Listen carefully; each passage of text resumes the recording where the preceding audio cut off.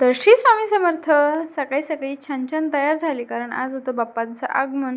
त्यासाठी मस्तपैकी तयार झाले आणि त्याच्यानंतर मग लगेच आहे ना, काल मी जे तांदूळ वगैरे धुवून ठेवलं होते त्याची जस्ट पिठी करायला घेतली, कारण मला बनवायची होती उकडीची मोदक. त्यासाठीची सगळी तयारी करून घेतली. मग गेले शेतात, कारण कालच्या कांद्यांना पाणी द्यायचं होतं, पण मग पाणी द्यायला लाईट नव्हतं, त्याच्यामुळे मग ते राहून द्यायला. त्याच्यानंतर घरी आले, म्हणलं चला आपल्याला आपलं डेकोरेशनची तयारी करायची राहिली. त्याच्यामुळे मग घरी आले, पटपट जे जे सापडलं त्याचंच पटपट पटपट सगळी तयारी करून घेतली. त्याच्यानंतर राहून ना मस्तपैकी लाईटिंग आणून दिली ती इथं लावून घेतली, म्हणजे त्या दिवशीच राहिलेलं का मी तुम्हाला म्हणलेत पा. त्याच्यानंतर मग लगेच इकडं मोदक करायला घेतले. मोदक करायच्या आधी ते मिश्रण करून घेतलं, आणि मी ना आज पहिल्यांदाच उकडीचे मोदक बनवणार होते. त्याच्यामुळे कसे झाले कसे नाही ते तुम्ही पहा पुढंच. सगळेपैकी मस्तपैकी मोदक करून घेतले.